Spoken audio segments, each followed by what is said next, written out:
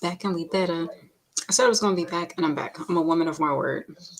So actually, this glare on my glasses just don't be cutting for me. Very natural right now. My noodles are just kind of like hanging in the way in this shot. It's like, you know, okay. So, I didn't get glam today. I was planning on doing that because I was gonna like I had some things that I needed to like run and do, but I was like, all right, this is gonna be quick. I'm just gonna work on these flash drives and I'll get ready and all this stuff. But that didn't really happen how I planned on. And I, of course, me being the creative that I am, came up with another idea and I was like, okay, um, if there's any pictures that I really should have on here, it should definitely be the pictures from my merch campaign. Gotta what do you call it? you know so gotta sell the products, and only also market stuff that is a part of the brand, right? So here we are. um and Yeah, speaking of merch, there's some more merch that I will be releasing at some point soon. I feel like I've been thinking about it. I'm just thinking about like the rollout process and how I'm going to go about doing that. But yeah, so that's what I'm gonna do. I'm almost done the contact list. I figured I'm not going to do the QR codes just yet because I don't need to. Like, I'm not gonna need the QR codes for the flash drives, or at least I don't think I will. Because like, if you have the flash drive, I was gonna do a QR code for social media and all that stuff, and a QR code for the music. If you have the flash drive, you have the music, and um, you have the music, and you have the links to all the streaming platforms. But then again, I'm thinking like, okay, maybe if you're like trying to share with somebody, like say if you're like, yo, look at this artist that I've never heard before, have this flash drive and whatever. And maybe if you're trying to like share it with somebody, then like maybe um I don't know. Well, actually, I was kind of feeling. No, she's the Les Brown. I love Les Brown, but I was, and he has great content actually. But I was with Reverend Ike for a minute.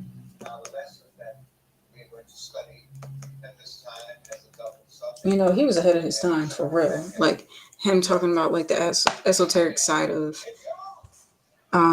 religion and like metaphysical of like visualization and looking at the power of I am affirmations, saying affirmations. Like his sermons would mostly be like him saying like repeat after me, some affirmations, and then just empowering people. Because I will say like I am like very much like somewhat of a Bible thumper, just a little bit, not like completely. Like I'm not gonna act like I know the whole thing. I don't.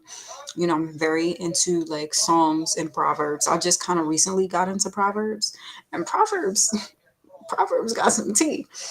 Um, but um, he says that like the Bible isn't just like a historical text; it's a book that aligns with the power of you. So you can look at the stories and the fables in there, and not fables, parables in there, and align it with your life, and recognize that it's a story of you. You can be the Judas or you could be the Jesus, depending on how you want to live your life. And and there's different people in your life that can play out like those characters. And I like how he explains it that way. And then not only that, but just using the Bible to empower you, because there are certain things in the Bible that will make you feel like, like there's certain things I don't agree with in terms of like, being meek and like like submissive in a way. Like there's certain things that just like, that disempowers people and just puts all the power into God. And it's not like God don't got the power. God definitely has the power, but he says it as in like, yes, God is the power, but God is in all of us, you know. And I believe, let me make sure I got his name right. I think it's David.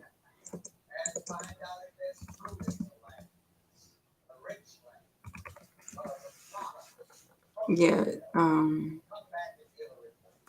Is this, okay, yeah, David Icke. David Icke, I've been watching a lot of his content recently because he's on like Gaia, and I've been watching stuff on that. And David Icke, there was at one point where he mentioned like a point in his career because he used to like do commentary for like the sports and BBC, and then he went into like this whole like spiritual thing. And so like people who are used to him just commentating on sports and him talking about like esoteric stuff and like mysticism, and they're like, oh, this guy is crazy, this and that. And he was saying how he went through a period in his career where he would speak out about that in the 80s, and he was like vilified and ridiculed, and everybody like made him the butt of a joke. And he would be like, he went through this like mass like harassment and stuff like that, and just being attacked from his beliefs. And I felt like there was this one interview of his that I was watching where he mentioned being the son of God. And of course, people on the outside looking in and plus looking at it objectively are just going to be like, oh, he thinks he's Jesus. But what he meant by that is like, we're all the children of God. You know what I'm saying? God is within all of us, like all of us with a conscious being. Like there's more to our reality than just us in this physical vessel. Like our spirit is more than just this physical 3D reality. And there's more to reality than this 3D thing that we can see with our human eyes. Like, the only reason why we can see the things around us is because the beautiful, um, not technology, but the beautiful capability, the God given capability of having eyes to be able to see that as a sense, like, to be able to see our surroundings and visualize something. And I guess, I don't know, that's why I value visual art so much. But but that's still a human construct. That's something that we do as humans in this 3D reality. But there's so much more to this 3D reality than just what we consume and operate as our physical vessels. So, yeah, nah, I didn't plan to get all deep here. But I mean, like, look, that's me.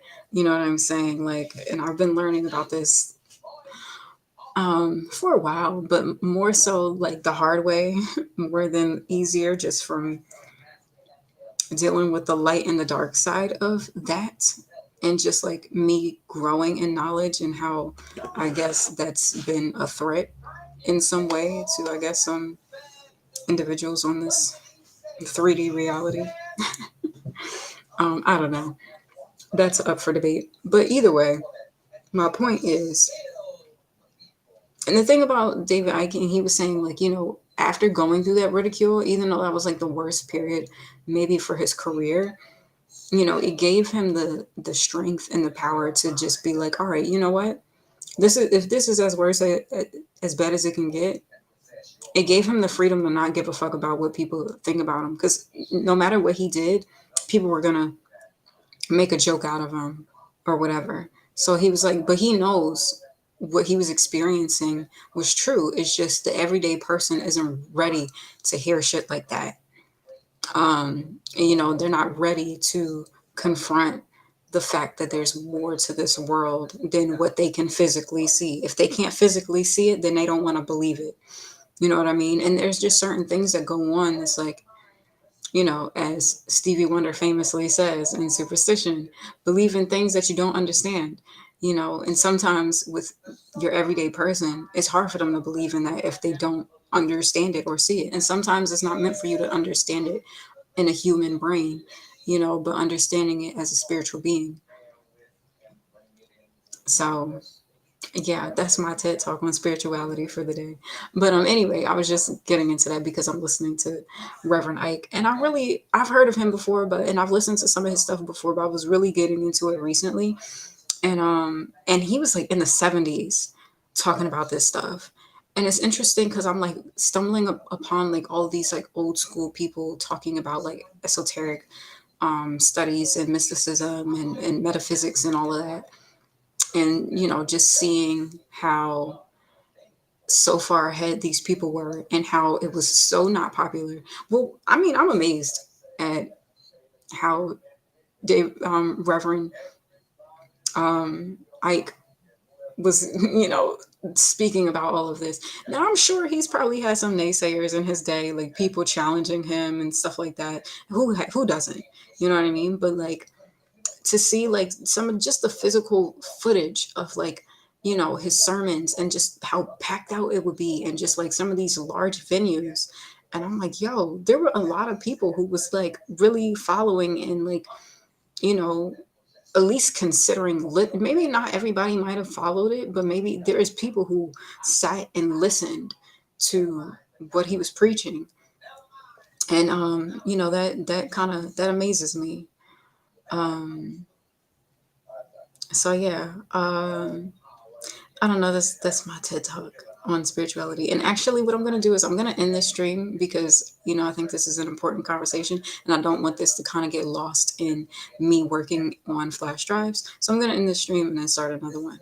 So yeah. All right. I'll be back.